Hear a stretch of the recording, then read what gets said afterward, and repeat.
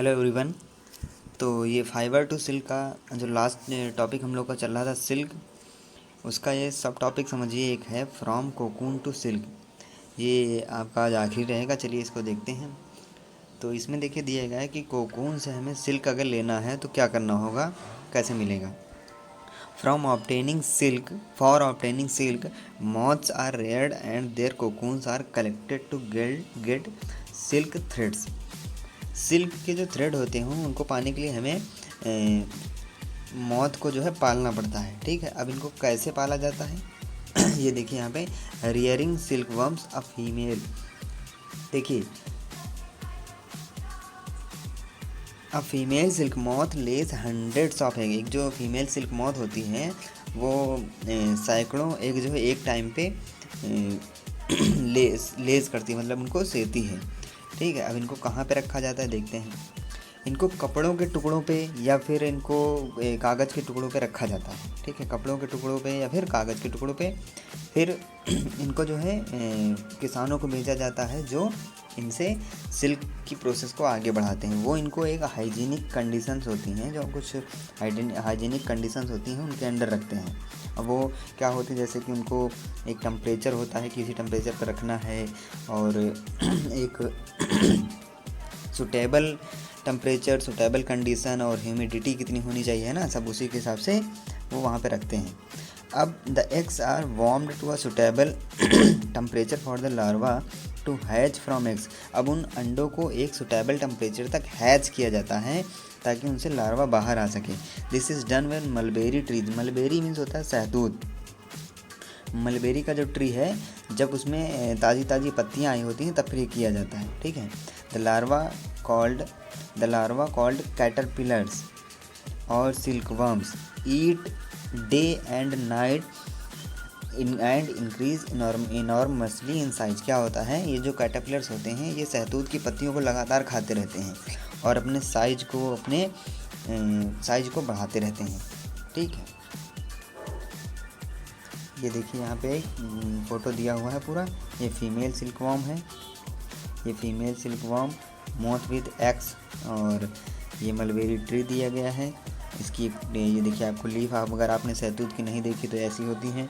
इसके बाद larva caterpillar, ये देखिए कैसे खा रहा है शहतूत की पत्ती को। ठीक है, फिर ये कोकून जो बने हुए हैं।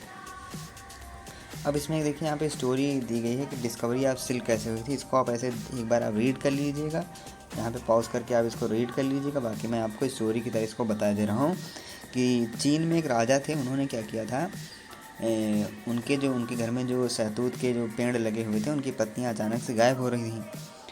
तो उन्होंने अपनी रानी से कहा कि आप पता लगाइए कि कैसे ये पत्तियाँ क्यों गायब हो रही हैं। तो रानी ने बहुत ज़्यादा पता लगाया लेकिन तो उन्होंने पता नहीं लगा पाई।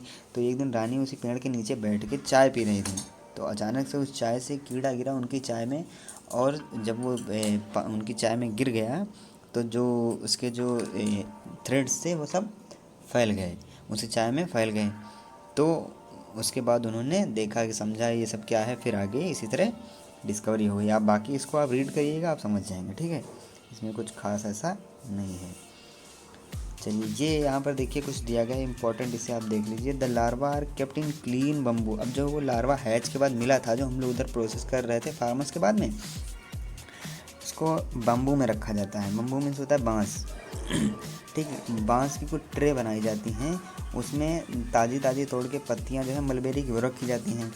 25 से 30 दिन तक 25 से 30 दिन के बाद कैटरपिलर्स उनको खाना बंद कर देता है और बम्बू के अंदर चला जाता है।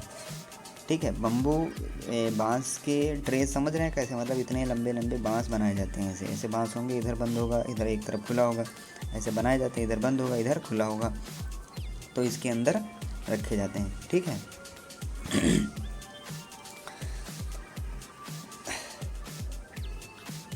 अब वो जो अंदर उसके कोकून जो है उसके अंदर अटैच हो जाता है। ठीक है, उसके अंदर जाके अटैच हो जाता है और वो आगे के अपना जो है डेवलपमेंट शुरू कर देता है।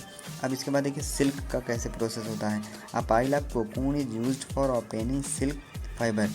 कोकून की एक पाइल को यूज किया जाता है सिल्क के फाइबर को बनाने के लिए। The cocoon are kept under the sun और बॉइल्ड और एक्सपोज टू स्टीम।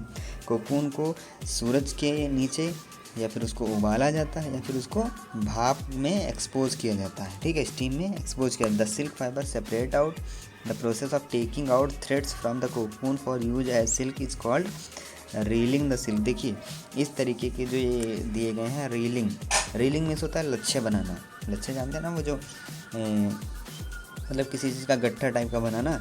तो ये इस तरीके के जो होते हैं कि कौन सी प्रोसेस है ये आप ध्यान में रखिएगा, चाहे इनको नोट में लिखते जाइए आप, कि the process of taking out threads from the cocoon for use as silk is called reeling the silk, ठीक है।